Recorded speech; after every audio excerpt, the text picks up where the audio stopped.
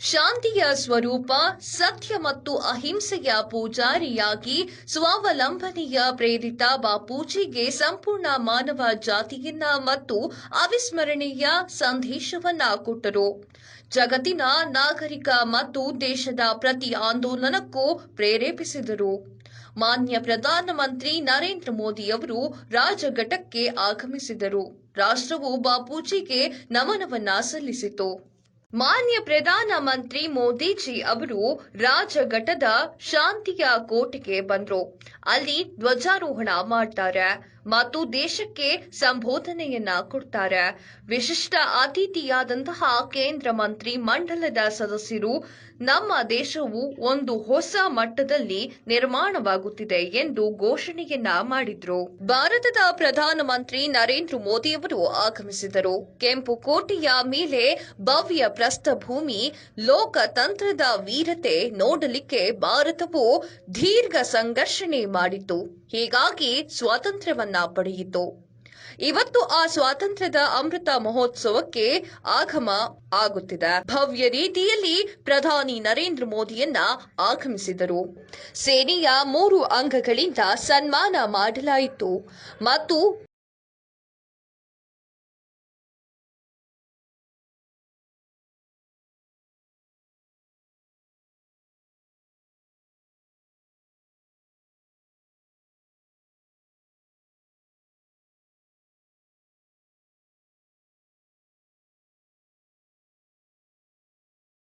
नरेंद्र मोदी का राजघाट पर आगमन, वे राष्ट्र की ओर से आज बापू को श्रद्धा सुमन अर्पित करेंगे. The Prime Minister has arrived at Rajghat, the Samadhi of Mahatma Gandhi, to pay homage to the father of the nation who walked and talked the path of peace, tolerance and non-violence.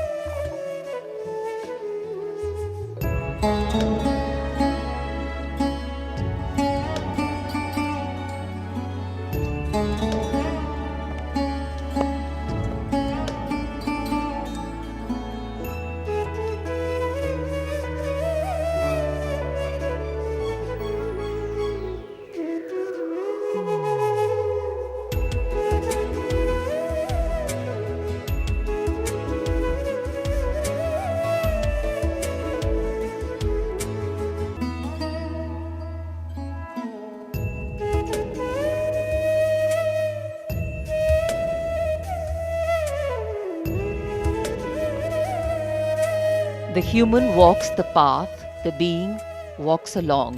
The human sees the difference, the being just walks on. We all are different, and that's what makes us the same. The difference lies only in the name. Offerings of gratitude and reverence, and now the Prime Minister is making his way to Red Fort for the flag hoisting and address to the nation. माननीय प्रधानमंत्री श्री नरेंद्र मोदी ने राजघाट पर शांति के मसीहा राष्ट्रपिता महात्मा गांधी को कृतज्ञ राष्ट्र की ओर से श्रद्धा सुमन अर्पित किए. कुछ ही समय के उपरांत प्रधानमंत्री महोदय का ऐतिहासिक लाल किले पर आगमन होगा, जहां वे ध्वजारोहण करेंगे और देश को संबोधित करेंगे. विशिष्ट अतिथि दीर्घा लाल किले पर, जहां पर केंद्रीय मंत्रिमंडल के सदस्य उपस्थित. हमारा देश एक नए पथ पर अग्रसर हो रहा है. पिछले कुछ वर्षों में भारत ने अलग अलग क्षेत्रों में चौतरफा प्रगति की है, चाहे खेलों की बात करें या अन्य क्षेत्रों की. सारी दुनिया आज भारत में आ रहे नए अनुपम, अनूठे और सकारात्मक बदलावों की कायल हो रही है. बदलाव के ऐसे ही एक अनोखे अभियान को हम सब आत्मनिर्भर भारत अभियान के नाम से जानते हैं. 21वीं सदी में विकसित भारत के सपने को साकार करने के लिए देश को आत्मनिर्भर बनाना जरूरी है, और इसीलिए vocal for local, local for global और मेक फॉर वर्ल्ड जैसे उद्बोधन आज हमारे जीवन का अभिन्न अंग बनते नजर आ रहे हैं.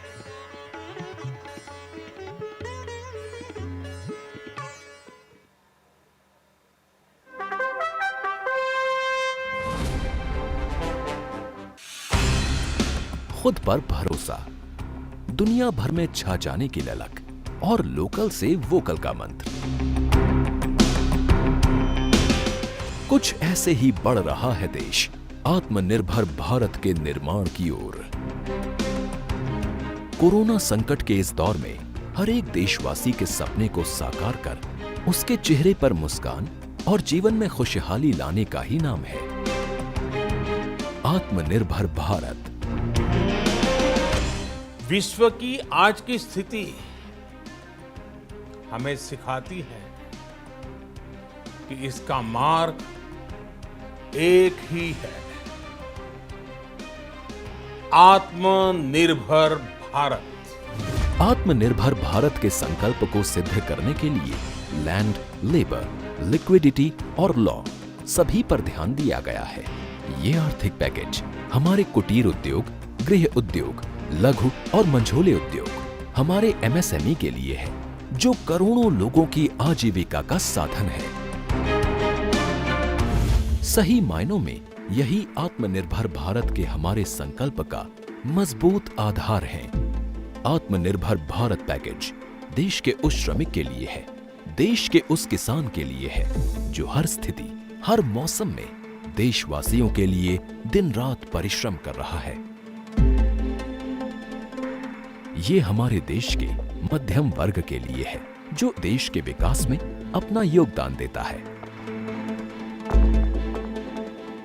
ये भारतीय उद्योग जगत के लिए है जो भारत के आर्थिक सामर्थ्य को बुलंदी देने के लिए संकल्पित है। संकट के समय में लोकल ने ही हमें बचाया है। समय ने हमें सिखाया है कि लोकल को हमें अपना जीवन मंत्र बनाना ही होगा। हर भारतवासी को अपने लोकल के लिए वोकल बनना है। जीवन और मौत के बीच जूझ रही दुनिया में आज भारत की दवाइयां एक नई जिंदगी की आशा लेकर पहुंचती हैं। आत्मनिर्भर का मतलब ये नहीं है कि हम किसी देश के सामान का आयात बंद कर दें। इसका मतलब है कि अपनी क्वालिटी और ब्रांडिंग इस स्तर की करनी है कि लोग बाय चॉइस उसे ही खरीदें। भारत की संस्कृति और संस्कार उस आत्मनिर्भरता की बात करते हैं जिसकी आत्मा वसुधैव कुटुंबकम है। भारत की संस्कृति, भारत के संस्कार उस आत्मनिर्भरता की बात करते हैं जिसकी आत्मा वसुधैव कुटुंबकम है। आज हमारे पास साधन है, दुनिया का बेहतरीन टैलेंट है, तो हमें किस चीज का इंतजार है?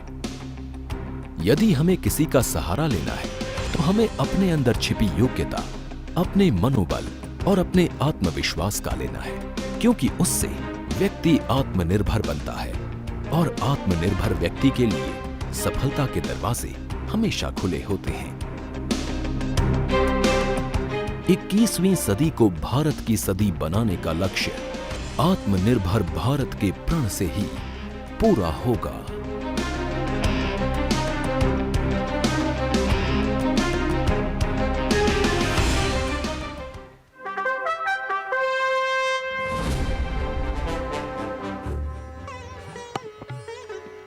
India has always had a lot to offer to the world.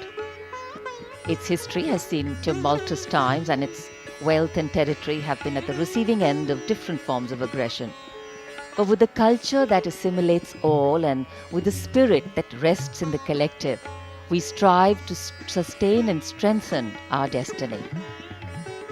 The historic Red Fort, in its simple magnificence, from where we are bringing these live images of the celebration of our 75th Independence Day, has been witness to the unfolding of Indian history.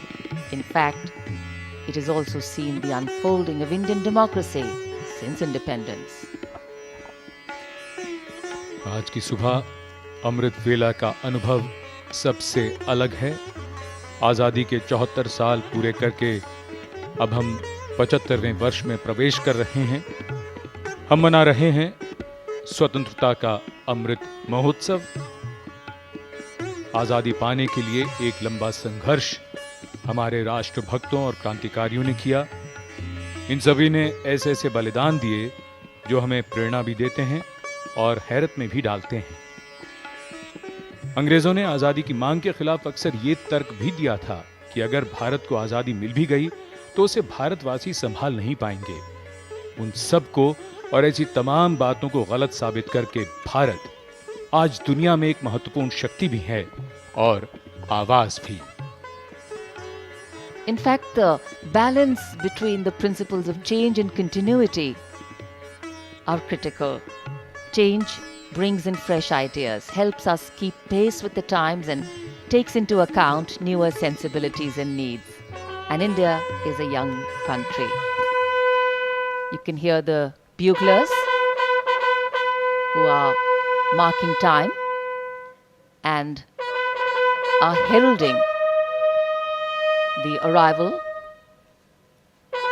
of Prime Minister Narendra Modi's carcade as it takes this gentle curve around the moat of the Red Fort. बिगुल का उद्घोष हुआ जो संकेत है भारत के प्रधानमंत्री के आगमन का। लाल किले की ऊंची दीवारें, भव्य पृष्ठभूमि, प्रधानमंत्री की कारों का काफिला लाहौरी गेट की ओर बढ़ता हुआ। लोकतंत्र का ये रंग देखने के लिए भारत ने लंबा संघर्ष किया और आजादी पाई।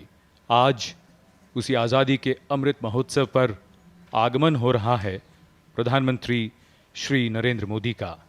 लाल किले की प्राचीर के सामने प्रधानमंत्री का आगमन।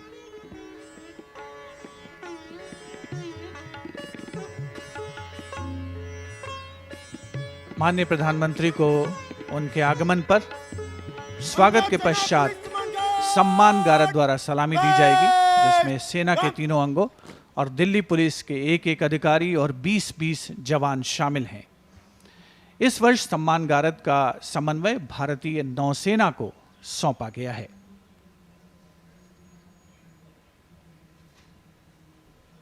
माननीय प्रधानमंत्री श्री नरेंद्र मोदी का आगमन ऐतिहासिक लाल किले पर स्वाधीनता दिवस का 75वां समारोह। माननीय प्रधानमंत्री महोदय का स्वागत रक्षा मंत्री श्री राजनाथ सिंह द्वारा, साथ में रक्षा राज्य मंत्री श्री अजय भट्ट, रक्षा सचिव डॉक्टर अजय कुमार, रक्षा सचिव द्वारा माननीय प्रधानमंत्री महोदय का परिचय दिल्ली क्षेत्र के GOC lieutenant general Vijay Kumar Mishra से करवाया गया। और अब माननीय प्रधानमंत्री सलामी मंच की ओर अग्रसर। अंतर सेना पुलिस सम्मान गार्ड, जनरल सलाम, सलाम, चल।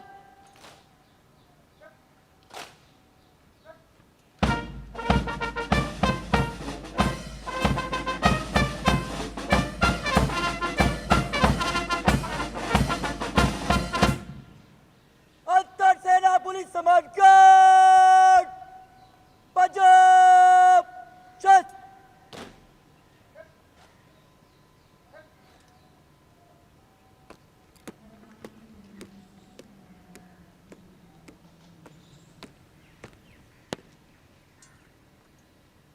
अंतर सेना पुलिस सम्मान गार्ड आपके निरीक्षण के लिए तैयार है श्रीमान। Commander Piyush Gore, who is commanding his Guard of Honor, requests the Prime Minister to please come and inspect the Guard of Honor. The Air Force Band positioned there will strike up a slow march.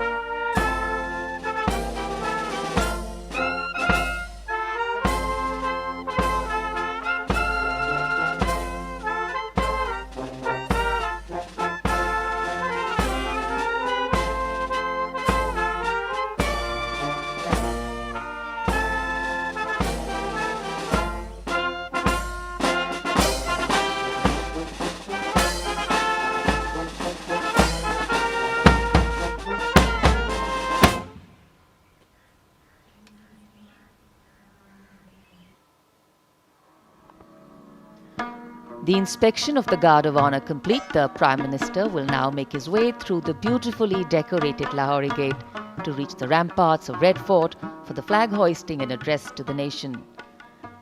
Today, as we take a look at our achievements, there is a sense of pride, but also a realization of the miles we need to walk for achieving the different shades of independence. The past can give its context and inspiration, but it is only in the present that we can sow the seeds of a better future. माननीय प्रधानमंत्री सम्मान गारद के निरीक्षण के बाद लाल किले की प्राचीर की ओर प्रस्थान करते हुए लाल किले का ये दरवाजा, लाहौरी गेट, लाल किले की पश्चिमी दीवार के बीच लाहौरी गेट जो चांदनी चौक के सामने है, 41 फीट ऊंचा और 24 फीट चौड़ा विशाल दरवाजा। हर वर्ष ये दृश्य मानव इतिहास के पन्नों से निकलते हैं और इनमें हर साल कुछ और गौरवशाली पन्ने जुड़ जाते हैं। आज का समारोह इतिहास में दर्ज होता हुआ।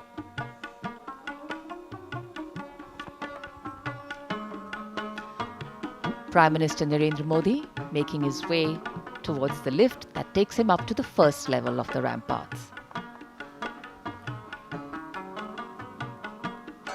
विशिष्ट अतिथि दीर्घा लाल किले की प्राचीर पर, जिसमें केंद्रीय मंत्रिमंडल के सदस्य, वरिष्ठ अधिकारी, विदेशी राजनयिक और साथ ही ओलंपिक खेलों में देश का मान बढ़ाने वाले वो एथलीट जो परचम फहराने की तमन्ना रखते हैं और उसे अंजाम तक पहुंचाते हैं। विश्व मानचित्र पर भारत की बैडमिंटन खिलाड़ी पीवी सिंधु, पहलवान रवि दहिया और बजरंग पूनिया, माननीय प्रधानमंत्री महोदय का प्राचीर पर आगमन, उनका स्वागत। Chief of defence staff general Bipin Rawat, उनके साथ थल सेना प्रमुख जनरल मनोज मुकुंद नरवणे, वायुसेना प्रमुख air chief marshal RKS Bhadauria और नौसेना प्रमुख एडमिरल करमबीर सिंह द्वारा। As the world gets more interconnected and interdependent, nations taking part in each other's celebrations, particularly national celebrations, has and continues to be a sign of goodwill and camaraderie. Foreign dignitaries, military attaches, diplomats, and other special invitees were also present here to join the celebration of India's 75th Independence Day. In fact, this is just the beginning. From now till our Independence Day next year, that is in 2022, a series of events, projects, and campaigns have been planned to celebrate 75 years of independence of the world's largest democracy. And as we take pride in being called the world's largest democracy, we all need to put in that extra effort, walk that extra mile, and take on that extra load of discomfort to ensure that the principles of democratic functioning, dissent, and diversity are maintained.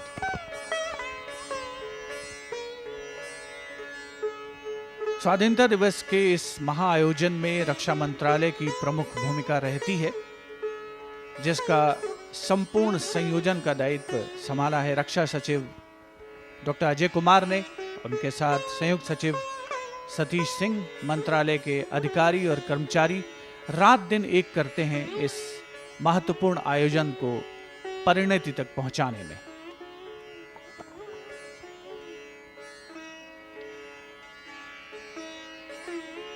This grand red sandstone fortress, beautiful visuals you're seeing of Red Fort, without doubt the centerpiece of our Independence Day celebrations. लाल किले की प्राचीर के सामने जहां करीब 240 Olympians हैं, उनका support staff है, स्पोर्ट्स अथॉरिटी ऑफ इंडिया और स्पोर्ट्स फेडरेशन के अधिकारी हैं।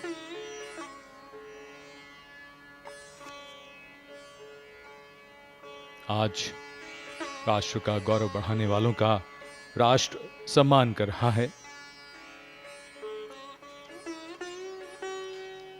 आजादी के बाद पिछले 74 वर्षों की यात्रा में यह सिद्ध हो गया है कि इस उपमहाद्वीप में ही नहीं बल्कि दुनिया भर में भारत की आवाज अब बहुत ध्यान से सुनी जाती है।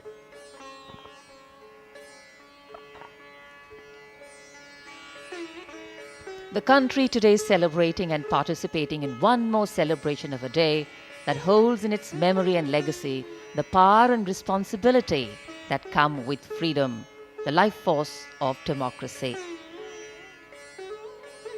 The Red Fort, this is the place where the history of medieval India was crafted, and today it is a connect between the past and India's modern present.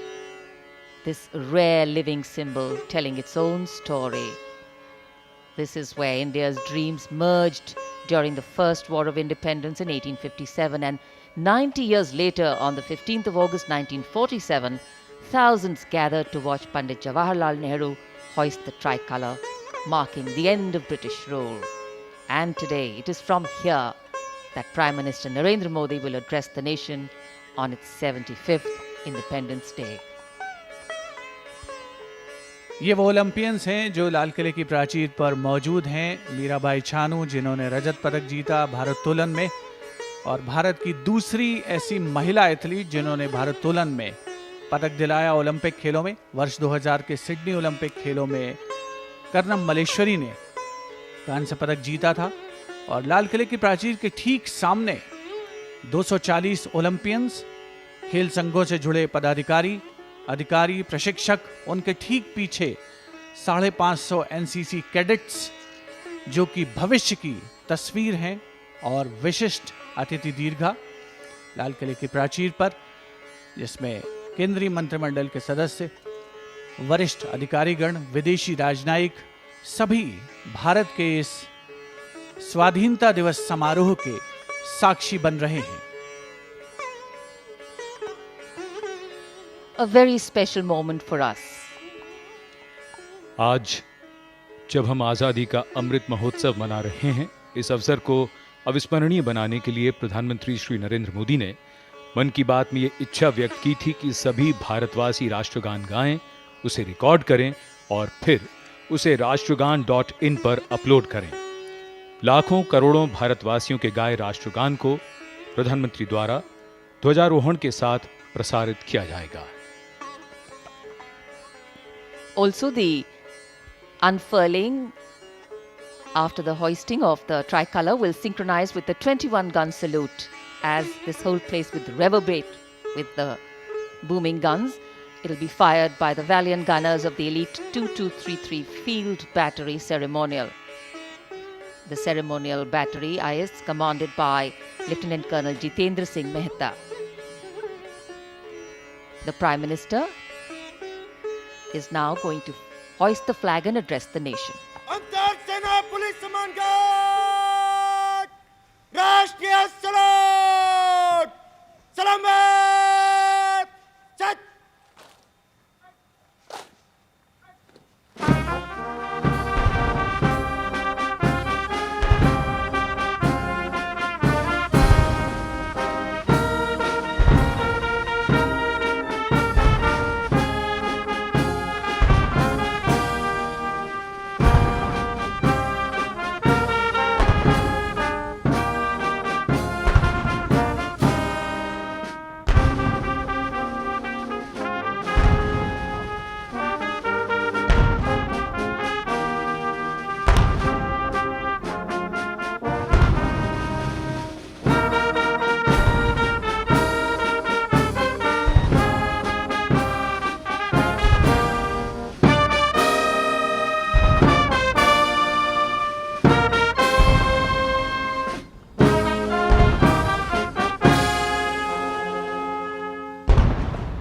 अंतर सेना पुलिस सम्मान गार्ड, बजाओ, चट।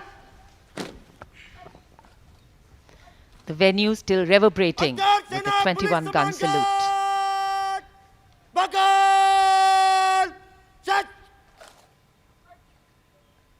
अंतर सेना पुलिस सम्मान guard, बात चलेगा, बात, मुट।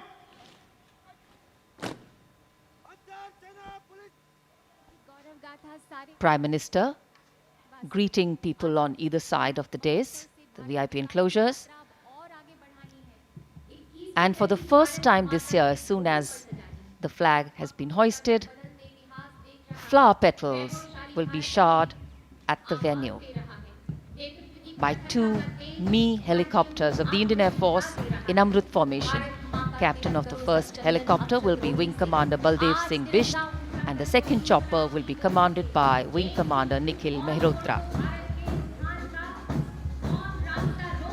आज के ऐतिहासिक अवसर को यादगार बनाते हुए करोड़ों भारतीयों के गाए राष्ट्रगान को ध्वजारोहण के समय एक साथ प्रसारित किया गया और इधर आकाश में दो मी-17 हेलीकॉप्टर्स आकाश से पुष्प वर्षा करते हुए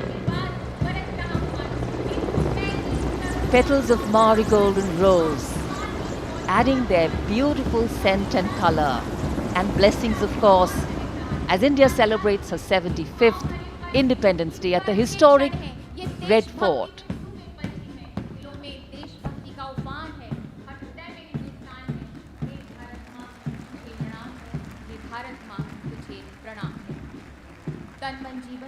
स्वाधीनता दिवस समारोह के इतिहास में पहली बार आकाश से पुष्प वर्षा। भारत की अखंड एकता के उन नायक ही नहीं, विश्व एकता के नायक भी हैं, कोटि कोटि जनों के जननायक भी हैं।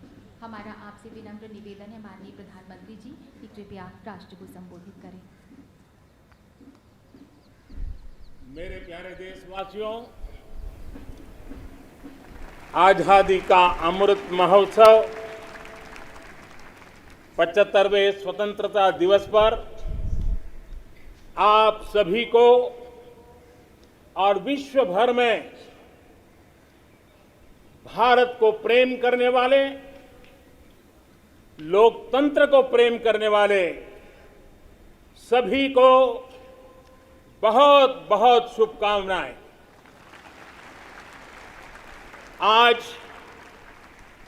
आजादी के अमृत महोत्सव के इस पावन पर्व पर देश अपने सभी स्वतंत्र सेनानियों को राष्ट्र रक्षा में अपने आप को दिन रात खपाने वाले, आहूत करने वाले वीर वीरांगनाओं को आज देश नमन कर रहा है। आजादी को जन आंदोलन बनाने वाले पूज्य बापू हो या आजादी के लिए अपना सब कुछ न्योछावर करने वाले नेताजी सुभाष चंद्र बोस, भगत सिंह, चंद्रशेखर आजाद, बिस्मिल और अशफाक उल्लाह खां जैसे महान क्रांतिवीर हो, झांसी की रानी लक्ष्मीबाई हो, कित्तूर की रानी चेन्नम्मा हो या रानी गाइडिनल्यू हो या असम में मातंगिनी हाजरा का पराक्रम हो, देश के पहला प्रधानमंत्री पंडित नेहरू जी हो, देश को एकजुट राष्ट्र में बदलने वाले सरदार वल्लभ भाई पटेल हो, भारत के भविष्य की दिशा निर्धारित करने वाले, रास्ता तय कराने वाले बाबा साहब आंबेडकर सहित देश हर व्यक्तित्व को आज याद कर रहा है। देश इन सभी महापुरुषों का ऋणी है। भारत तो बहुरत्ना वसुंधरा है और भारत के हर कोने में, हर कालखंड में अनगिनत लोगों ने, जिसके नाम भी शायद इतिहास की तवारीख में नहीं होंगे, ऐसे अनगिनत लोगों ने इस राष्ट्र को बनाया भी है, आगे बढ़ाया भी है। मैं ऐसे हर व्यक्तित्व का वंदन करता हूं, उनका अभिनंदन करता हूं। भारत ने सदियों तक मातृभूमि, संस्कृति और आजादी के लिए संघर्ष किया है।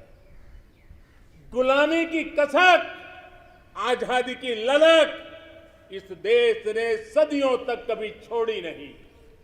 जय पराजय आते रहे, लेकिन मन मंदिर में बसी हुई आजादी की आकांक्षा वो कभी खत्म होने नहीं दी। आज इन सभी संघर्ष के पुरोधा, सदियों के संघर्ष के पुरोधा उन सबको भी प्रणाम करने का वक्त है और वे प्रणाम के हकदार भी है। कोरोना वैश्विक महामारी, इस महामारी में हमारे डॉक्टर, हमारे नर्सेज, हमारे पैरामेडिकल स्टाफ, हमारे सफाई कर्मी वैक्सीन बनाने में जुटे, हमारे वैज्ञानिक हो, सेवा भावना से जुड़े हुए करोड़ों देशवासियों हो, जिन्होंने इस कोरोना के कालखंड में पल पल जन सेवा में समर्पित किया है, वे भी हम सबके वंदन के अधिकारी हैं। आज भी देश के कुछ इलाकों में बाढ़ है, भूस्खलन की हुए हैं, कुछ पीड़ादायक खबरें भी आती रहती हैं। कई क्षेत्रों में लोगों को जिस मुश्किल बढ़ा दी है, ऐसे समय केंद्र सरकार हो, राज्य सरकारें हो, सब उनके साथ मुस्तैदी के साथ खड़ी हुई है। आज इस आयोजन में, ओलंपिक में भारत के युवा पीढ़ी जिसने भारत का नाम रोशन किया है, ऐसे हमारे एथलीट्स, हमारे खिलाड़ी आज हमारे बीच में हैं। कुछ यहां हैं, कुछ सामने बैठे हैं। मैं आज देशवासियों को, यहां मौजूद है उनको भी, और हिंदुस्तान के कोने कोने में जो इस समारोह में मौजूद है, उन सबको मैं कहता हूं कि हमारे खिलाड़ियों के सम्मान में आइए कुछ पल तालियां बजा करके उनका सम्मान करें। भारत के खेलों का सम्मान, भारत की युवा पीढ़ी का सम्मान, भारत को गौरव दिलाने वाले युवाओं का सम्मान, देश, करोड़ों देशवासी आज तालियों की गड़गड़ाहट के साथ हमारे इन जवानों का, देश की युवा पीढ़ी का गौरव कर रहे हैं, सम्मान कर रहे हैं। एथलीट्स ने विशेष तौर पर हम ये गर्व कर सकते हैं कि उन्होंने हमारा दिल ही नहीं जीता है, लेकिन उन्होंने आने वाली पीढ़ियों को भी, भारत की युवा पीढ़ी को भी प्रेरित करने का बहुत बड़ा काम किया है। मेरे प्यारे देशवासियों, हम आजादी का जश्न मनाते हैं, लेकिन बंटवारे का दर्द आज भी हिंदुस्तान के सीने को छलनी करता है। ये पिछली शताब्दी की सबसे बड़ी त्रासदी में से एक थी। आजादी के बाद इन लोगों को बहुत ही जल्द भुला दिया गया। कल ही भारत ने एक भावुक निर्णय लिया है। अब से हर वर्ष 14 अगस्त को विभाजन विभीषिका स्मृति दिवस के रूप में याद किया जाएगा। जो लोग विभाजन के समय अमानवीय हालात से गुजरे, जिन्होंने अत्याचार सहे, जिन्हें सम्मान के साथ अंतिम संस्कार तक नसीब नहीं हुआ, उन लोगों का हमारी स्मृतियों में जीवित रहना भी उतना ही जरूरी है। आजादी के 75वें दिवस, स्वतंत्रता के दिवस पर विभाजन विभीषिका स्मृति दिवस का तय होना ऐसे लोगों को हर भारतवासी की तरफ से आदर पूर्वक श्रद्धांजलि है। मेरे प्यारे देशवासियों, प्रगति पथ पर बढ़ रहे हमारे देश के सामने और विश्व में पूरी मानव जात के सामने कोरोना का ये कालखंड बहुत बड़ी चुनौती के रूप में आया है। भारतवासियों ने बहुत संयम, बहुत धैर्य इसके साथ इस लड़ाई को लड़ा भी है। इस लड़ाई में हमारे सामने अनेक चुनौतियां थी, लेकिन हर क्षेत्र में हम देशवासियों ने असाधारण गति से काम किया है। हमारे वैज्ञानिकों ने, हमारे उद्यमियों की ताकत का ही ये परिणाम है कि भारत को वैक्सीन के लिए आज किसी और पर, किसी और देश पर हमें निर्भर नहीं होना पड़ा। आप कल्पना कीजिए, पल भर सोचिए, अगर भारत के पास अपनी वैक्सीन नहीं होती तो क्या होता। पोलियो की वैक्सीन पाने में हमारे कितने साल बीत गए थे। इतने बड़े संकट में जब पूरी दुनिया में महामारी हो तब हमें वैक्सीन कैसे मिलता, लेकिन भारत को शायद मिलता कि नहीं मिलता और कब मिलता, लेकिन आज गौरव से कह सकते हैं कि दुनिया का सबसे बड़ा वैक्सीनेशन प्रोग्राम हमारे देश में चल रहा है।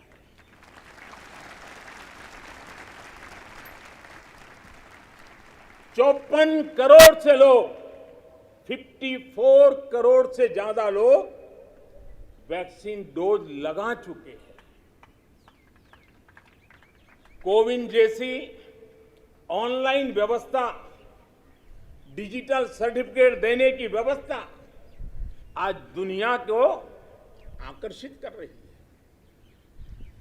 महामारी के समय भारत जिस तरह से 80 करोड़ देशवासियों को महीनों तक लगातार मुफ्त अनाज देकर के उनके गरीब के घर के चूल्हे को जलते रखा है, यह भी दुनिया के लिए एक अचरज भी है और चर्चा का विषय भी है।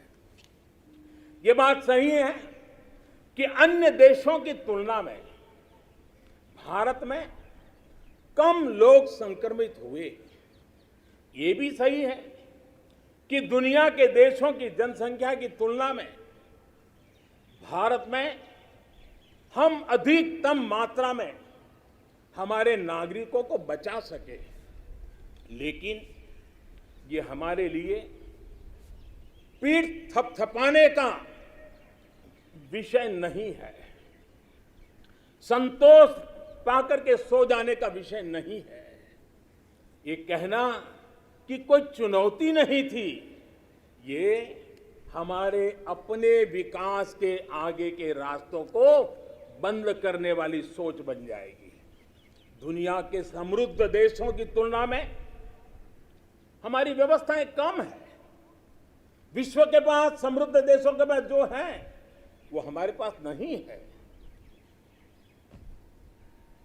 लेकिन इन सारे प्रयासों के बावजूद भी, और दूसरी तरफ हमारे यहां जनसंख्या भी बहुत है, विश्व की तुलना में बहुत जनसंख्या, और हमारी जीवन शैली भी कुछ अलग सी है। सारे प्रयासों के बाद भी कितने ही लोगों को हम बचा नहीं पाए, कितने ही बच्चों के सिर पर कोई हाथ फेरने वाला चला गया, उसे दुलारने, उसकी जिद पूरी करने वाला चला गया। ये असहनीय पीड़ा, ये तकलीफ हमेशा से साथ रहने वाली है। मेरे प्यारे देशवासियों, हर देश की विकास यात्रा में एक समय ऐसा आता है जब देश खुद को नए सिरे से परिभाषित करता है, खुद को नए संकल्पों के साथ आगे बढ़ाता है। भारत की विकास यात्रा में भी आज वो समय आ गया है। 75 वर्ष के अवसर को हमें एक समारोह भर ही सीमित नहीं करना है। हमने नए संकल्पों को आधार बनाना है, नए संकल्पों को लेकर के चल पड़ना है।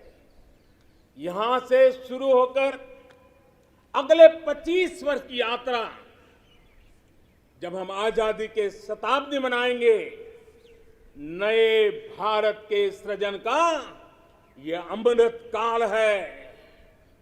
इस अमृत काल में हमारे संकल्पों की सिद्धि हमें आजादी के 100 वर्ष तक ले जाएगी, गौरवपूर्ण रूप से ले जाएगी।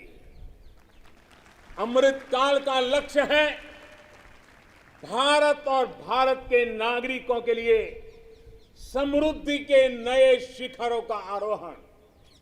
अमृत काल का लक्ष्य है एक ऐसे भारत का निर्माण जहां सुविधाओं का स्तर गांव और शहर को बांटने वाला न हो। अमृत काल का लक्ष्य है एक ऐसे भारत का निर्माण जहां नागरिकों के जीवन में सरकार बेवजह दखल ना दे। अमृत काल का लक्ष्य है एक ऐसे भारत का निर्माण जहां दुनिया का हर आधुनिक इंफ्रास्ट्रक्चर हो, हम किसी से भी कम न हो। यही कोटि कोटि देशवासियों का संकल्प है। लेकिन संकल्प तब तक अधूरा होता है जब तक संकल्प के साथ परिश्रम और पराकाष्ठा की, परिश्रम और पराक्रम की पराकाष्ठा ना हो। इसलिए हमें हमारे सभी संकल्पों को परिश्रम और पराक्रम की पराकाष्ठा करके सिद्ध करके ही रहना है। और ये सपने, ये संकल्प अपनी सीमाओं के पार सुरक्षित और समृद्ध विश्व के लिए भी प्रभावी योगदान के लिए है। अमृतकाल 25 वर्ष का है, लेकिन हमें अपने लक्ष्यों की प्राप्ति के लिए इतना लंबा इंतजार भी नहीं करना है। हम अभी से जुड़ जाना है। हमारे पास गंवाने के लिए एक पल भी नहीं है। यही समय है, सही समय है। हमारे देश को भी बदलना होगा और हमें एक नागरिक के नाते अपने आप को भी बदलना ही होगा। बदलते हुए युग के अनुकूल हमें भी अपने आप को ढालना होगा। सबका साथ, सबका विकास, सबका विश्वास, इसी श्रद्धा के साथ हम सब जुट चुके हैं। लेकिन आज लाल किले की प्राचीर से आह्वान कर रहा हूं, सबका साथ, सबका विकास, सबका विश्वास और अब सबका प्रयास हमारे हर लक्ष्यों की प्राप्ति के लिए बहुत महत्वपूर्ण है। बीते 7 वर्षों में शुरू हुई अनेक योजनाओं का लाभ करोड़ों गरीबों को उनके घर तक पहुंचा है। उज्ज्वला से लेकर आयुष्मान भारत की ये ताकत आज देश का हर गरीब जानता है। आज सरकारी योजनाओं की गति बढ़ी है, वो निर्धारित लक्ष्यों को प्राप्त कर रही है। पहले की तुलना में हम बहुत तेजी से बहुत आगे बढ़े, लेकिन सिर्फ बात यहां पूरी नहीं होती है। अब हमें सैचुरेशन तक जाता है, पूर्णता तक जाना है।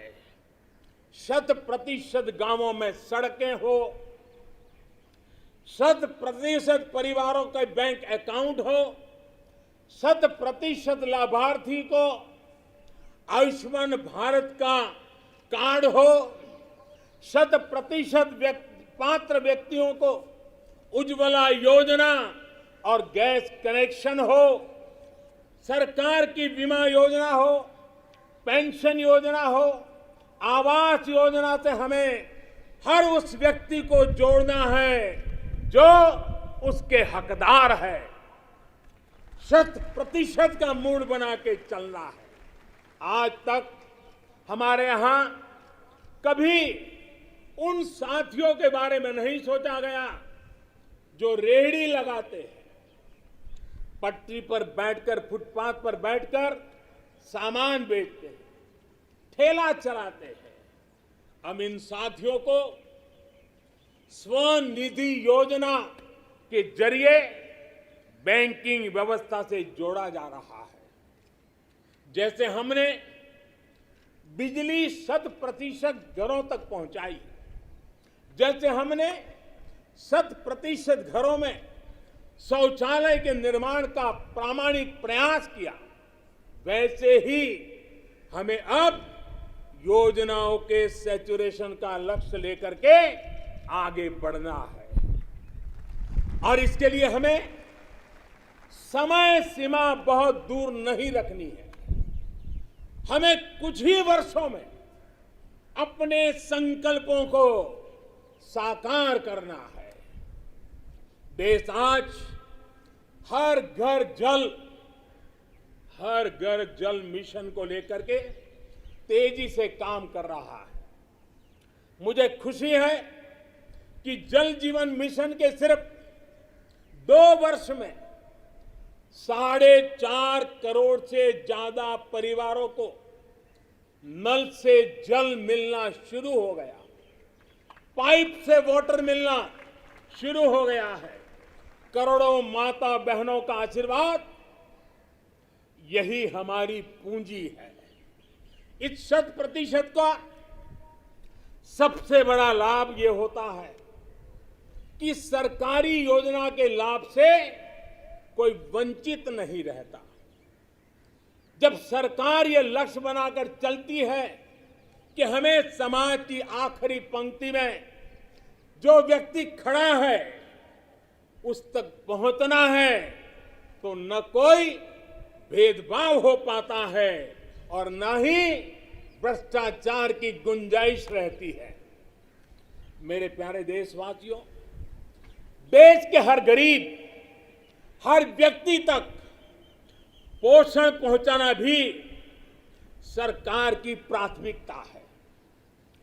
गरीब महिलाओं, गरीब बच्चों में कुपोषण और जरूरी पौष्टिक पदार्थों की कमी उनके विकास में बड़ी बाधा बनती है। इसे देखते हुए ये तय किया गया है कि सरकार अपनी अलग अलग योजनाओं के तहत जो चावल गरीबों को देती है उसे फोर्टिफाई करेगी, गरीबों को पोषण युक्त चावल देगी। राशन की दुकान पर मिलने वाला चावल हो, मिड डे मील में बालकों को मिलने वाला चावल हो, वर्ष 2024 तक हर योजना के माध्यम से मिलने वाला चावल फोर्टिफाई कर दिया जाएगा।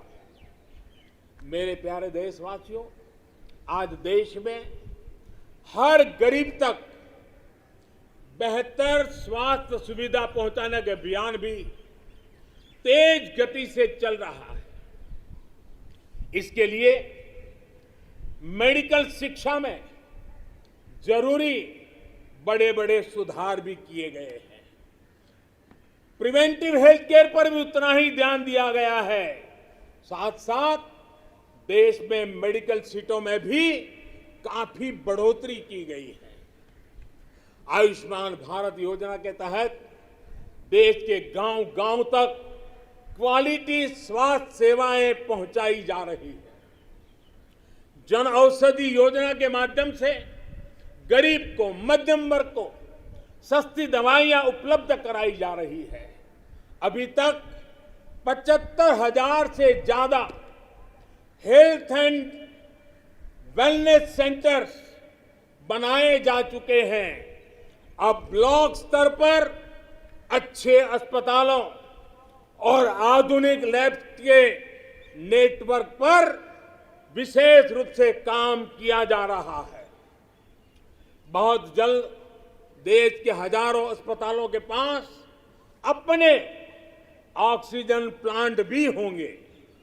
मेरे प्यारे देशवासियों, 21वीं सदी में भारत को नई ऊंचाई पर पहुंचाने के लिए भारत के सामर्थ्य का सही इस्तेमाल, पूरा इस्तेमाल, ये समय की मांग है, बहुत जरूरी है।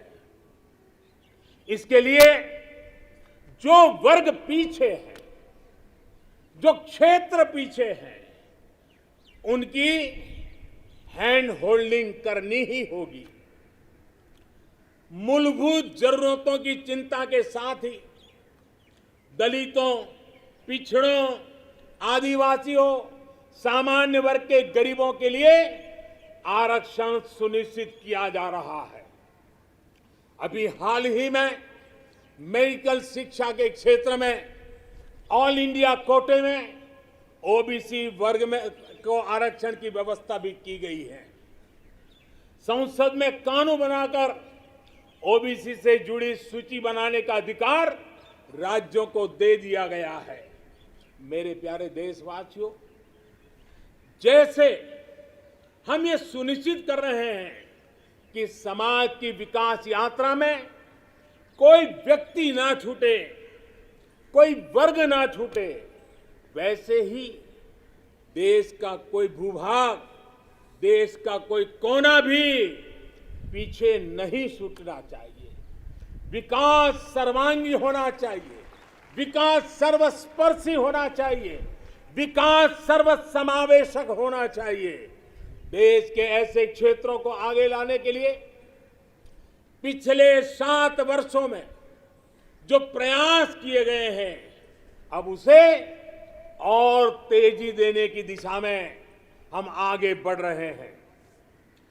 हमारा पूर्वी भारत, नॉर्थ ईस्ट, जम्मू कश्मीर, लद्दाख सहित पूरा हिमालय का क्षेत्र हो, हमारी कोस्टल बेल्ट या फिर आदिवासी अंचल हो, ये भविष्य में भारत के विकास का, भारत की विकास यात्रा का बहुत बड़ा आधार बनने वाले हैं। आज नॉर्थ ईस्ट में कनेक्टिविटी का नया इतिहास लिखा जा रहा है। ये कनेक्टिविटी दिलों की भी है और इंफ्रास्ट्रक्चर की भी है। बहुत जल्द नॉर्थ ईस्ट के सभी राज्यों की राजधानियों को रेल सेवा से जोड़ने का काम पूरा होने वाला है। एक्ट ईस्ट पॉलिसी के तहत आज नॉर्थ ईस्ट बांग्लादेश, म्यांमार और दक्षिण पूर्वी एशिया से भी कनेक्ट हो रहा है। बीते वर्षों में जो प्रयास हुए हैं, उसकी वजह से हम नॉर्थ ईस्ट में स्थायी शांति के लिए, श्रेष्ठ भारत के निर्माण के लिए उत्साह अनेक गुना बढ़ा हुआ है। नॉर्थ ईस्ट से वहां पर tourism, adventure sports, organic farming, herbal medicine, oil palm, इसका पोटेंशियल बहुत बड़ी मात्रा में है। हमें पूरी तरह इस पोटेंशियल को निखारना होगा, देश की विकास यात्रा का हिस्सा बनाना होगा और हमें ये काम अमृत काल के कुछ दशक में ही पूरा करना है। सभी के सामर्थ्य को उचित अवसर देना, यही लोकतंत्र की असली भावना है।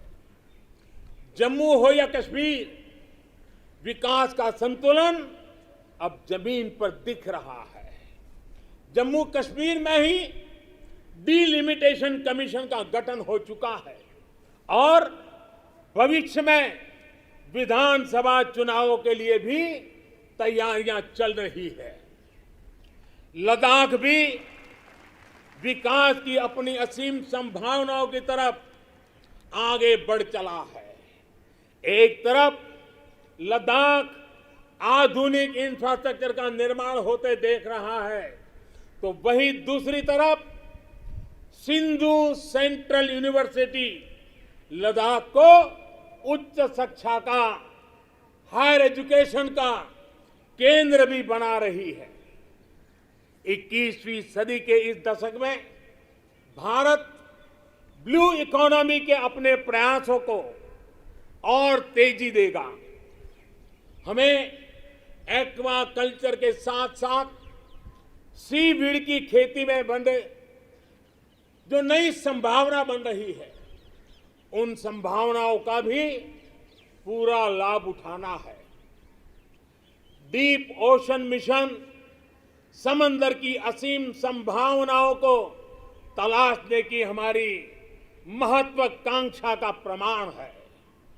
जो खनिज संपदा समंदर के में छिपी हुई है, जो थर्मल एनर्जी समंदर के पानी में है, और वो देश के विकास को नई बुलंदी दे सकती है। देश के जिन जिलों के लिए ये माना गया था कि ये पीछे रह गए, हमने उनकी आकांक्षाओं को भी जगाया है।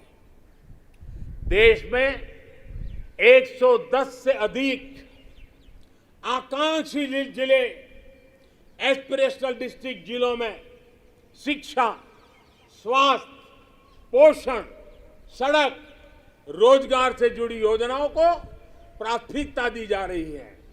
इनमें से अनेक जिले हमारे आदिवासी अंचल में हैं। हमने इन जिलों के बीच विकास की एक तंदुरुस्त स्पर्धा का एक उत्साह पैदा किया है। ये आकांक्षी जिले भारत के अन्य जिलों की बराबरी तक पहुंचे, उस दिशा में तेज स्पर्धा चल रही है। मेरे प्यारे देशवासियों, अर्थ जगत में पूंजीवाद और समाजवाद, इसकी चर्चा तो बहुत होती है, लेकिन भारत सहकारवाद पर भी बल देता है। सहकारवाद हमारी परंपरा, हमारी संस्कारों के भी अनुकूल है। सहकारवाद जिसमें जनता जनार्दन की सामूहिक शक्ति का अर्थव्यवस्था की चालक शक्ति के रूप में ड्राइविंग फोर्स बने, ये देश के ग्रास रूट लेवल की इकोनॉमी के लिए एक अहम क्षेत्र है। कोऑपरेटिव ये सिर्फ कानून नियमों की जंजाल वाली एक व्यवस्था नहीं है, बल्कि कोऑपरेटिव एक स्पिरिट है, कोऑपरेटिव एक संस्कार है, एक कोऑपरेटिव एक सामूहिक चलने की मन प्रवृत्ति है। उनका सशक्तिकरण हो, इसके लिए हमने अलग मंत्रालय बनाए कर इस दिशा में कदम उठाया है और राज्यों के अंदर जो सहकारी क्षेत्र है उसको जितना ज्यादा बल दे सके वो बल देने के लिए हमने ये कदम उठाया है। मेरे प्यारे देशवासियों, इस दशक में हमने गांवों में नई अर्थव्यवस्था के निर्माण के लिए पूरी शक्ति लगानी होगी।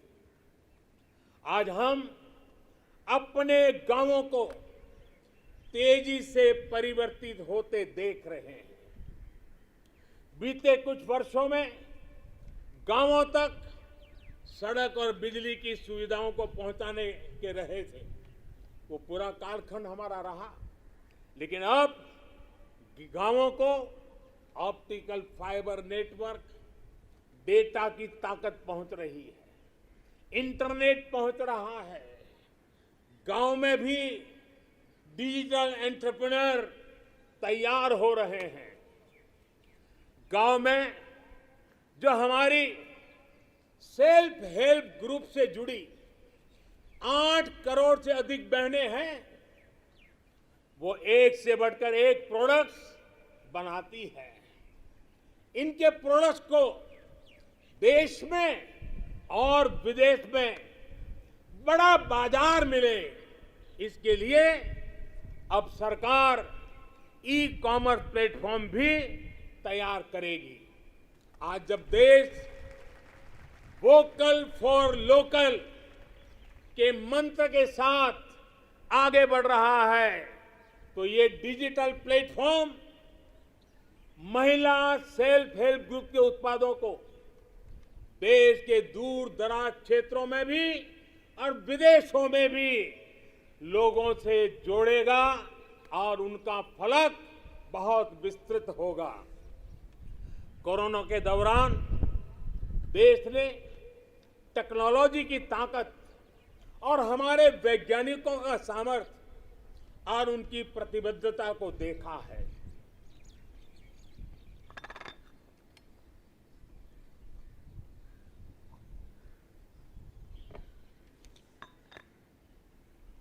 देश के हर क्षेत्र में हमारे वैज्ञानिक बहुत सूझबूझ से काम कर रहे हैं। अब समय आ गया है कि हम अपने कृषि क्षेत्र में भी वैज्ञानिकों की क्षमताओं और उनके सुझावों को भी हमारे एग्रीकल्चर सेक्टर में जोड़ें। अब हम ज्यादा इंतजार नहीं कर सकते हैं और हमें इसका पूरा लाभ भी उठाना है। ये देश को खाद्य सुरक्षा देने के साथ फल, सब्जियां और अनाज का उत्पादन बढ़ाने में बहुत बड़ी मदद मिलेगी और हम विश्व तक पहुंचने के लिए अपने आप को मजबूती से आगे बढ़ाएंगे। इन प्रयासों के बीच हमें कृषि सेक्टर की एक बड़ी चुनौती की भी और ध्यान देना है।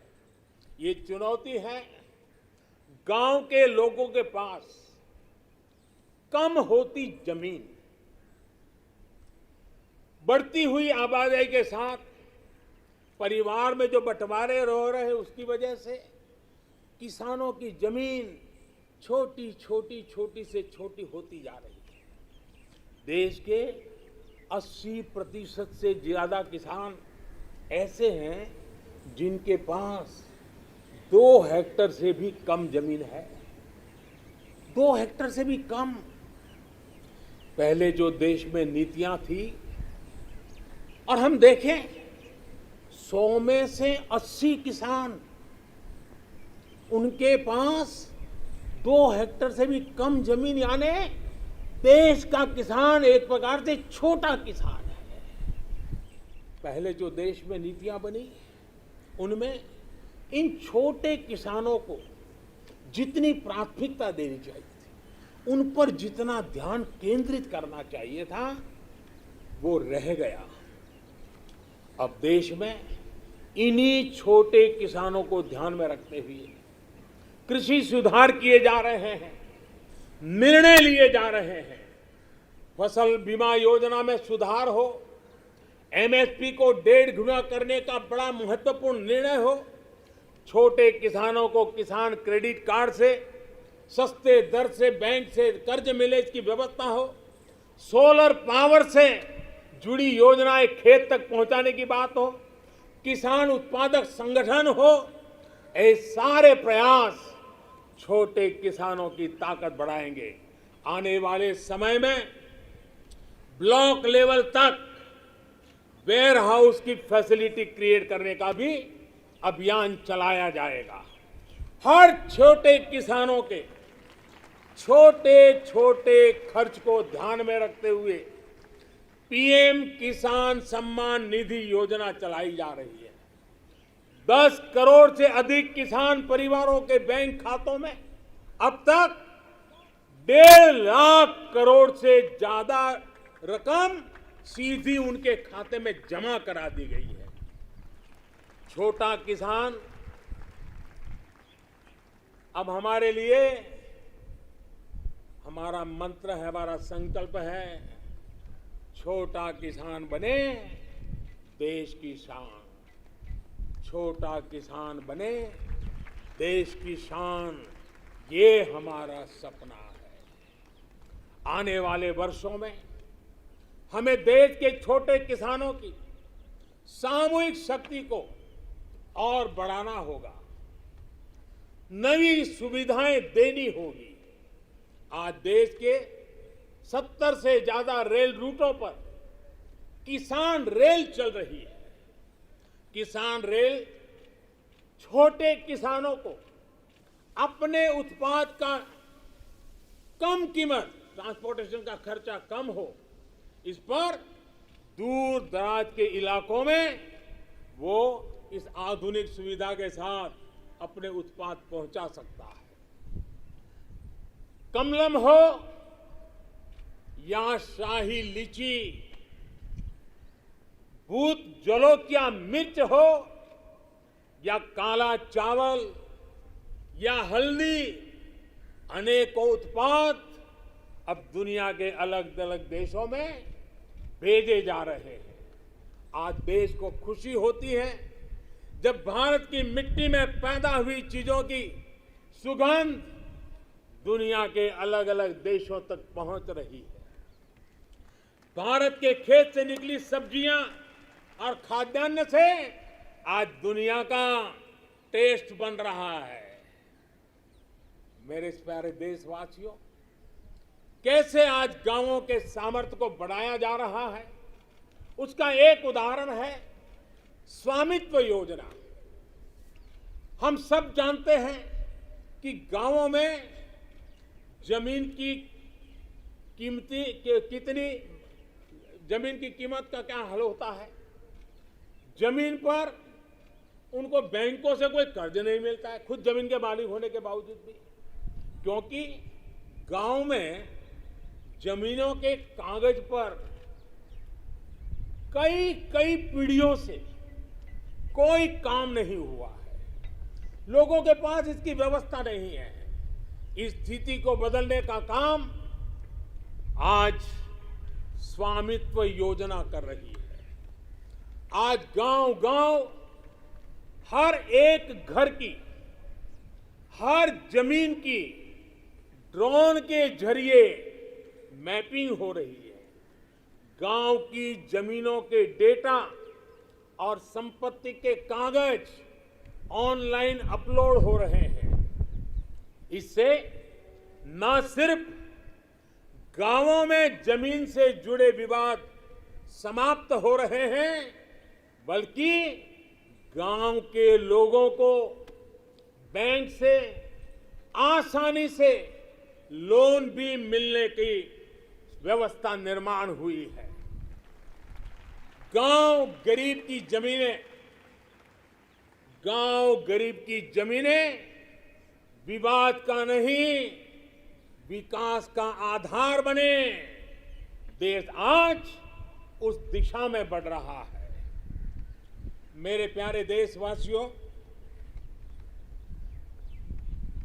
स्वामी विवेकानंद जी जब भारत के भविष्य की बात करते थे अपनी आंखों के सामने मां भारती की भव्यता का जब वो दर्शन करते थे, तब वो कहते थे, जहां तक हो सके अतीत की ओर देखो, जहां तक हो सके अतीत की ओर देखो। पीछे जो चीर नूतन झरना बह रहा है, पीछे जो चीर नूतन झरना बह रहा है, आकंठ उसका जल पियो। और उसके बाद देखिए स्वामी विवेकानंद जी की विशेषता, उसके बाद सामने की ओर देखो, आगे बढ़ो और भारत को पहले से भी कहीं ज्यादा उज्जवल, महान, श्रेष्ठ बनाओ। आजादी के 75वें वर्ष में हमारा दायित्व है कि अब हम देश के असीम सामर्थ्य पर विश्वास करते हुए आगे बढ़े। हमें मिलकर काम करना होगा नेक्स्ट जनरेशन इंफ्रास्ट्रक्चर के लिए। हमें मिलकर काम करना होगा वर्ल्ड क्लास मैन्युफैक्चरिंग के लिए। हमें मिलकर काम करना होगा कटिंग एज इनोवेशंस के लिए। हमें मिलकर काम करना होगा न्यू एज टेक्नोलॉजी के लिए। मेरे प्यारे देशवासियों, आधुनिक विश्व में प्रगति की बुनियाद आधुनिक इंफ्रास्ट्रक्चर पर खड़ी होती है। ये मध्यम वर्ग की आवश्यकताओं, आकांक्षाओं की भी पूर्ति करते हैं। कमजोर इंफ्रास्ट्रक्चर का बहुत बड़ा नुकसान विकास की गति को भी होता है, शहरी मध्यम वर्ग को भी होता है।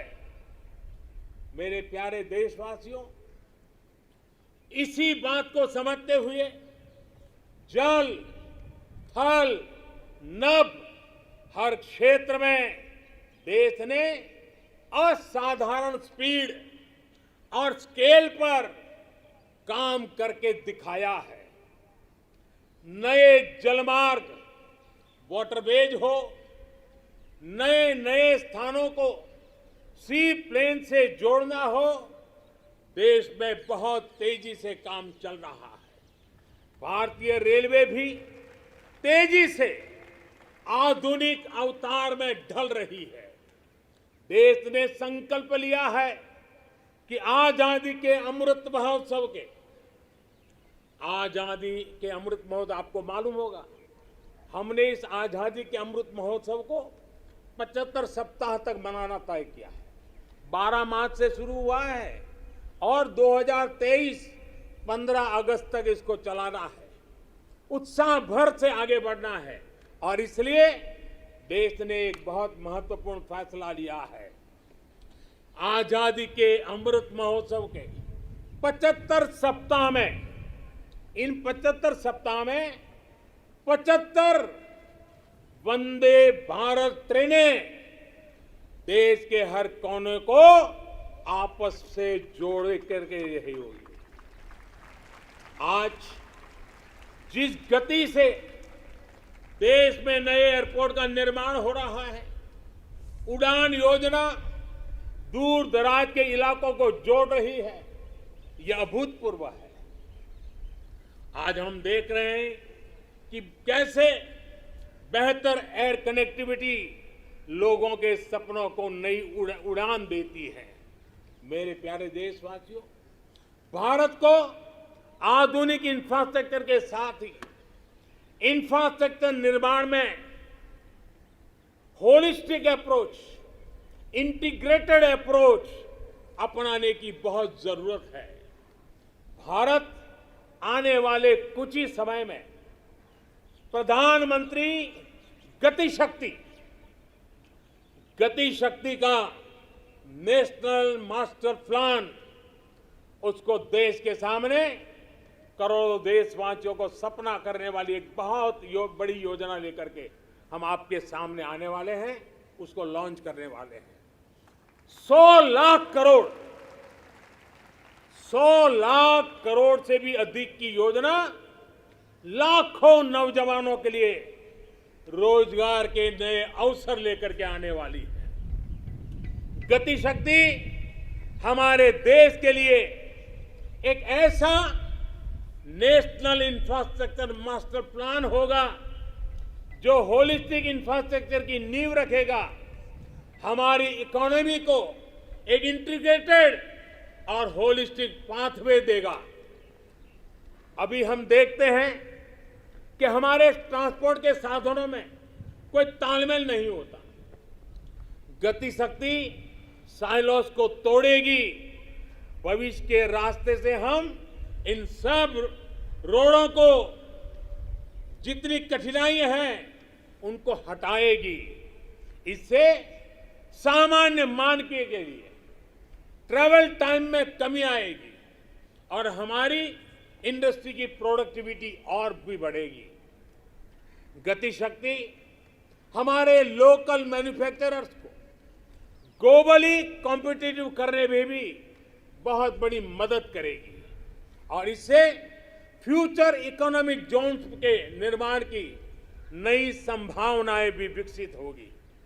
अमृत काल के इस दशक में गति की शक्ति भारत के कायाकल्प का आधार बनेगी।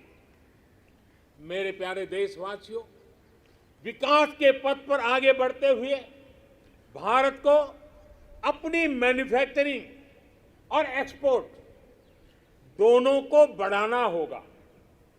आपने देखा है, अभी कुछ दिन पहले ही भारत ने अपने पहले स्वदेशी एयरक्राफ्ट कैरियर आईएनएस विक्रांत को समुद्र में ट्रायल के लिए उतारा है। भारत आज अपना लड़ाकू विमान बना रहा है, अपनी सबमरीन बना रहा है। गगनयान भी अंतरिक्ष में भारत का परचम लहराने के लिए तैयार हो रहा है। ये स्वदेशी मैन्युफैक्चरिंग में हमारे सामर्थ्य को उजागर करता है। कोरोना के बाद उभरी नई आर्थिक परिस्थितियों में मेक इन इंडिया को स्थापित करने के लिए देश ने प्रोडक्शन लिंक इंसेंटिव्स को भी घोषणा की है। इस स्कीम से जो बदलाव आ रहा है उसका उदाहरण इलेक्ट्रॉनिक मैन्युफैक्चरिंग सेक्टर से है। 7 साल पहले हम लगभग $8 बिलियन के मोबाइल फोन इंपोर्ट यानी आयात करते थे। अब इंपोर्ट तो बहुत ज्यादा घटी है। आज हम $3 बिलियन के मोबाइल फोन एक्सपोर्ट भी कर रहे हैं।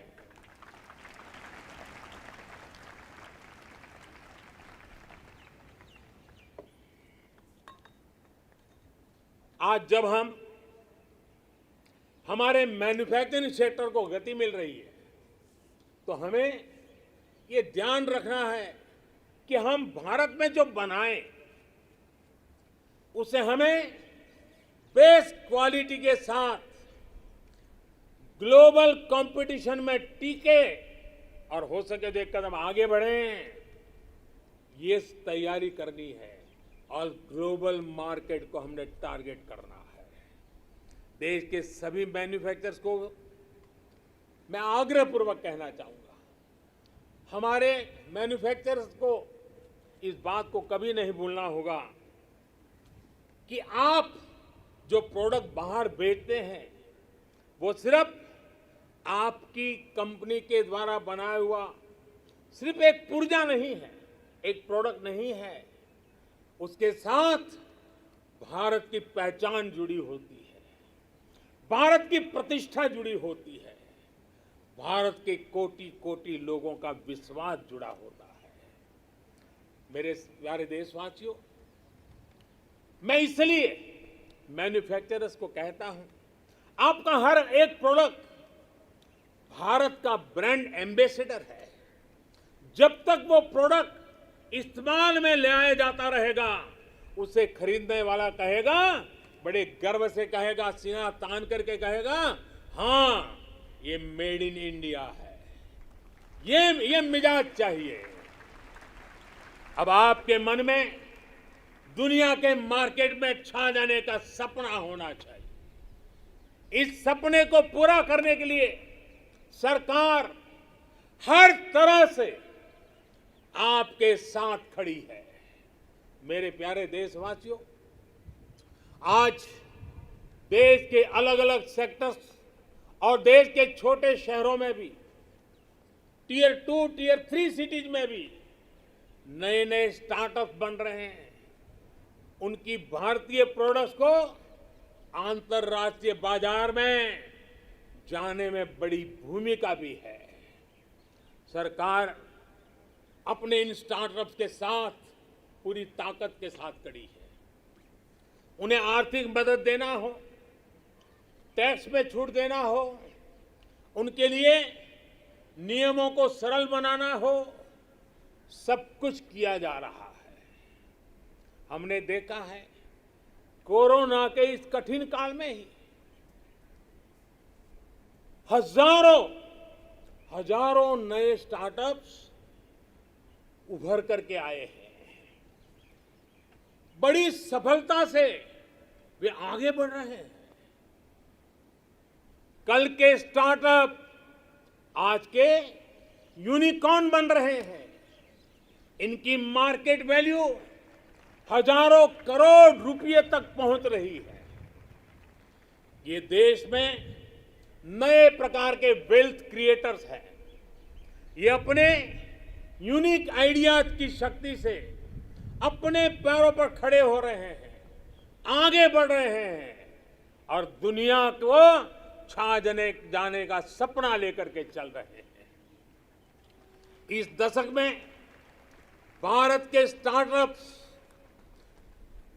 स्टार्टअप इकोसिस्टम, इसको हम पूरी दुनिया में सर्वश्रेष्ठ बनाएं। हमें इस दिशा में काम करना है, हमें रुकना नहीं है। मेरे प्यारे देशवासियों, बड़े परिवर्तन लाने के लिए, बड़े रिफॉर्म के लिए राजनीतिक इच्छा शक्ति, पॉलिटिकल विल की जरूरत होती है। आज दुनिया देख रही है कि भारत में राजनीतिक इच्छा शक्ति की कोई कमी नहीं है।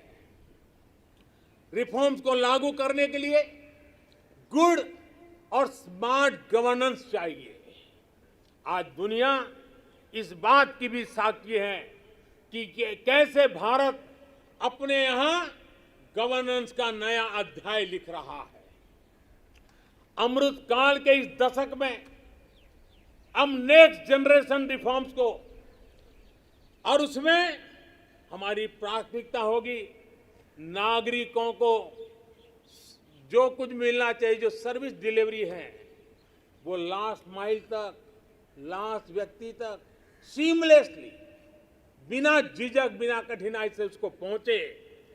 देश के समग्र विकास के लिए लोगों के जीवन में सरकार और सरकारी प्रक्रियाओं का बेवजह दखल समाप्त करना ही होगा। पहले के समय सरकार खुद ही ड्राइविंग सीट पर बैठ गई थी। ये उस समय की शायद मांग रही होगी, लेकिन अब समय बदल चुका है। बीते 7 वर्षों में देश में इसके लिए प्रयास भी बढ़ा है कि देश के लोगों को अनावश्यक कानूनों के जाल, अनावश्यक प्रक्रियाओं के जाल से मुक्ति दिलाए जाए। अब तक देश के सैकड़ों पुराने कानूनों को समाप्त किया जा चुका है। कोरोना के इस कालखंड में भी सरकार ने 15,000 से ज्यादा कंप्लायंसेस को समाप्त किया है। अब आप देखिए, आपको भी अनुभव होगा, कोई एक छोटा सरकारी काम हो, ढेर सारे कागज, बार बार कागज, एक ही जानकारी अनेक बार, यही चलता रहा है। 15,000 कंप्लायंसेस को हमने खत्म किया है। आप सोचिए, 200 साल पहले, एक उदाहरण मैं देना चाहता हूं। 200 साल पहले हमारे यहां एक कानून चला आ रहा है, 200 साल यानी 1857 से भी पहले से, जिसकी वजह से देश के नागरिक को मैपिंग यानी नक्शा बनाने की स्वतंत्रता नहीं थी। अब विचार कीजिए, 1857 से चल रहा है। नक्शा बनाना है तो सरकार को पूछिए, नक्शा किसी किताब में छापना है तो सरकार से पूछिए, नक्शा खो जाने पर गिरफ्तारी का भी उसमें प्रावधान है। आजकल हर फोन में मैप का ऐप है। सैटेलाइट की इतनी ताकत है कि फिर ऐसे कानूनों का बोझ सिर पर लेकर देश को आगे कैसे बढ़ाएंगे हम। कंप्लायंसेस का ये बोझ उतरना बहुत जरूरी है। मैपिंग की बात हो, स्पेस की बात हो, इंफॉर्मेशन टेक्नोलॉजी की बात हो, बीपीओ की बात हो, जैसे अनेक सेक्टरों में बहुत सारे रेगुलेशंस को हमने समाप्त कर दिया है। मेरे प्यारे देशवासियों, बेवजह कानूनों की जकड़ से मुक्ति, ईज ऑफ लिविंग, साथ साथ ईज ऑफ डूइंग बिजनेस, दोनों के लिए बहुत ही जरूरी है। हमारे देश के उद्योग और व्यापार आज इस बदलाव को महसूस कर रहे हैं। आज दर्जनों श्रम कानून सिर्फ 4 कोड में समा चुके हैं। टैक्स से जुड़ी व्यवस्थाओं को भी अब आसान और फेसलेस किया गया है। इस तरह के रिफॉर्म सिर्फ सरकार तक सीमित ना रहे, बल्कि ग्राम पंचायत और नगर निगमों, नगर पालिकाओं तक पहुंचे। इस पर देश की हर व्यवस्था को मिलकर के काम करना होगा।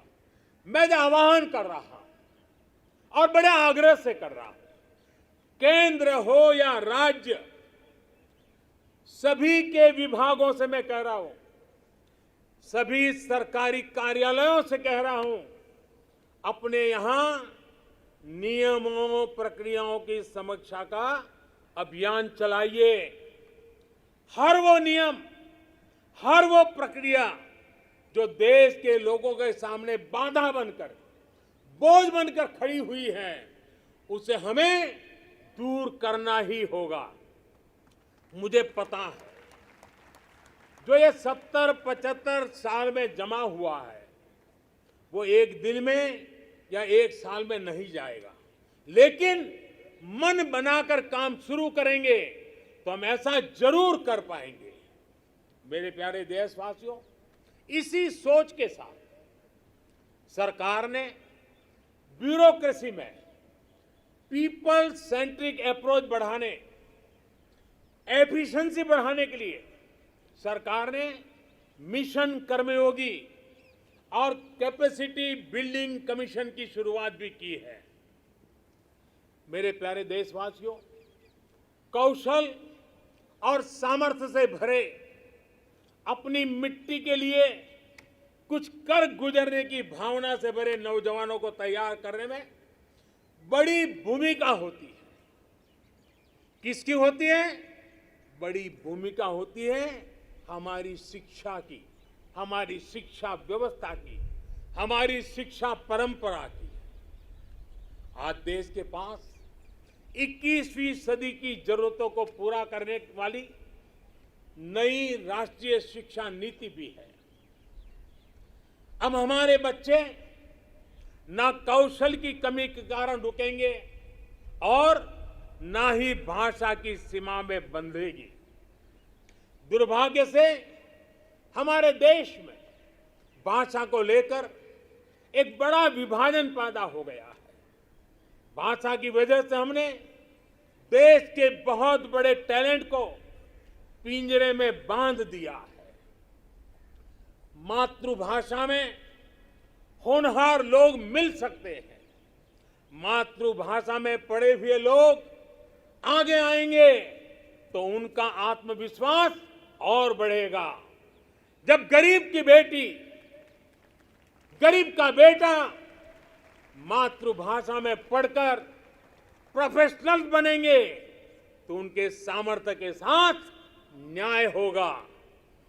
नई राष्ट्रीय शिक्षा नीति में गरीबी के खिलाफ लड़ाई का साधन भाषा है, ऐसा मैं मानता हूं। ये नई राष्ट्रीय शिक्षा नीति भी एक प्रकार से गरीबी के खिलाफ लड़ाई का एक बहुत बड़ा शस्त्र बनकर के काम आने वाला है। गरीबी से जंग जीतने का आधार भी मातृभाषा की शिक्षा है, मातृभाषा की प्रतिष्ठा है, मातृभाषा का महात्म्य है। देश ने देखा है खेल के मैदान में, और हम अनुभव कर रहे हैं, खेल के मैदान में भाषा रुकावट नहीं बनी और उसका परिणाम देखा है कि युवा हमारे खिलने लगे हैं, खेल भी रहे हैं, खिल भी रहे हैं। अब ऐसा ही जीवन के अन्य मैदानों में भी होगा। नई राष्ट्रीय शिक्षा नीति, उसकी एक और विशेष बात है, इसमें स्पोर्ट्स को एक्स्ट्रा करिकुलर के जगह मेन स्ट्रीम पढ़ाई का हिस्सा बनाया गया है। जीवन को आगे बढ़ाने में जो भी प्रभावी माध्यम है उनमें एक स्पोर्ट्स भी है। जीवन में संपूर्णता के लिए जीवन में खेलकूद होना, स्पोर्ट्स होना बहुत आवश्यक है। एक समय था जब खेलकूद की मुख्य धारा नहीं समझा जाता था। माँ बाप भी बच्चों से कहते थे कि खेलते ही रहोगे तो जीवन बर्बाद कर लोगे। अब देश में फिटनेस को लेकर, स्पोर्ट्स को लेकर एक जागरूकता आई है। इस बार ओलंपिक में भी हमने देखा है, हमने अनुभव किया है। ये बदलाव हमारे देश के लिए एक बहुत बड़ा टर्निंग पॉइंट है। इसलिए आज देश में खेलों में टैलेंट, टेक्नोलॉजी और प्रोफेशनलिज्म लाने के जो अभियान चल रहा है, इस दशक में हमें उसे और तेज करना है और व्यापक करना है। ये देश के लिए गौरव की बात है कि शिक्षा हो या खेल, बोर्ड्स के नतीजे हो या ओलंपिक का मैदान, हमारी बेटियां आज अभूतपूर्व प्रदर्शन कर रही है। आज भारत की बेटियां अपना स्पेस लेने के लिए आतुर है। हमें यह सुनिश्चित करना है कि हर कैरियर और कार्य क्षेत्र में महिलाओं की समान सहभागिता हो। हमें यह सुनिश्चित करना है कि सड़क से लेकर वर्क प्लेस तक में हर जगह पे महिलाओं में सुरक्षा का एहसास हो, सम्मान का भाव हो। इसके लिए देश के शासन प्रशासन को, पुलिस और न्याय व्यवस्था को, नागरिकों को अपनी 100% जिम्मेदारी निभानी है। इस संकल्प को हमें आजादी के 75 साल का संकल्प बनाना है। आज मैं खुशी देशवासियों से साझा कर रहा हूं। मुझे लाखों बेटियों के संदेश मिलते थे कि वो भी सैनिक स्कूल में पढ़ना चाहती हैं। उनके लिए भी सैनिक स्कूलों के दरवाजे खोले जाएं। 2-2.5 साल पहले मिजोरम के सैनिक स्कूल में पहली बार बेटियों को प्रवेश देने का हमने एक छोटा सा प्रयोग प्रारंभ किया था। अब सरकार ने तय किया है कि देश के सभी सैनिक स्कूलों को देश की बेटियों के लिए भी खोल दिया जाएगा। देश के सभी सैनिक स्कूलों में अब बेटियां भी पढ़ेगी। विश्व में नेशनल सिक्योरिटी का जितना महत्व है, वैसा ही महत्व एनवायरमेंट सिक्योरिटी को दिए जाने लगा है। भारत आज एनवायरमेंटल सिक्योरिटी की एक मुखर आवाज है। आज बायोडायवर्सिटी हो या लैंड न्यूट्रलिटी, क्लाइमेट चेंज हो या वेस्ट रिसाइकलिंग, ऑर्गेनिक फार्मिंग हो या वेस्ट रिसाइकलिंग, ऑर्गेनिक फार्मिंग हो या गोवर्धन से बायोगैस हो और एनर्जी कंजर्वेशन हो या क्लीन एनर्जी ट्रांजिशन, पर्यावरण की दिशा में भारत के प्रयास आज परिणाम दे रहे हैं। भारत ने वन क्षेत्र को या फिर नए नेशनल पार्क की संख्या, बाघों की संख्या और एशियाटिक लायन सभी में वृद्धि हर देशवासी के लिए खुशी की बात है। मेरे प्यारे देशवासियों, भारत की इन सफलताओं के बीच एक और सच को भी हमें समझना होगा। भारत आज एनर्जी इंडिपेंडेंट नहीं है। भारत आज एनर्जी इंपोर्ट के लिए सालाना 12 लाख करोड़ रुपए से भी अधिक खर्च करता है। भारत की प्रगति के लिए, आत्मनिर्भर भारत बनाने के लिए भारत का एनर्जी इंडिपेंडेंट होना समय की मांग है, अनिवार्य है। इसलिए आज भारत को यह संकल्प लेना होगा कि हम आजादी के 100 साल होने से पहले भारत को एनर्जी इंडिपेंडेंट बनाएंगे। और इसके लिए हमारा रोड मैप बहुत स्पष्ट है। गैस बेस्ड इकोनॉमी है, देश भर में सीएनजी पीएनजी का नेटवर्क हो, 20% इथेनॉल ब्लेंडिंग का टारगेट हो।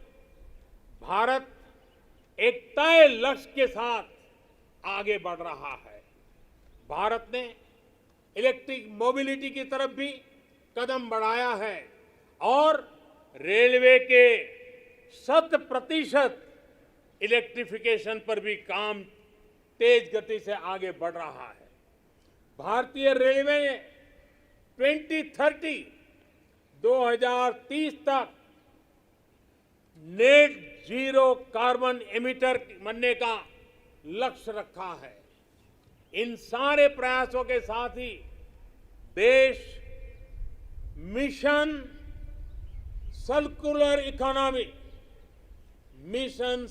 इकोनॉमी इस पर भी बल दे रहा है। हमारी व्हीकल स्क्रैप पॉलिसी इसका एक बड़ा उदाहरण है। आज G20 के जो देशों का समूह है, उसमें भारत एकमात्र देश ऐसा है जो अपने क्लाइमेट गोल्स को प्राप्त करने की दिशा में तेजी से आगे बढ़ रहा है। भारत ने इस दशक के अंत तक रिन्यूएबल एनर्जी के 450 गीगावाट का लक्ष्य तय किया है। 2030 तक 450 गीगावाट। इसमें से 100 गीगावाट के लक्ष्य को भारत ने तय समय से पहले हासिल कर लिया है। हमारे ये प्रयास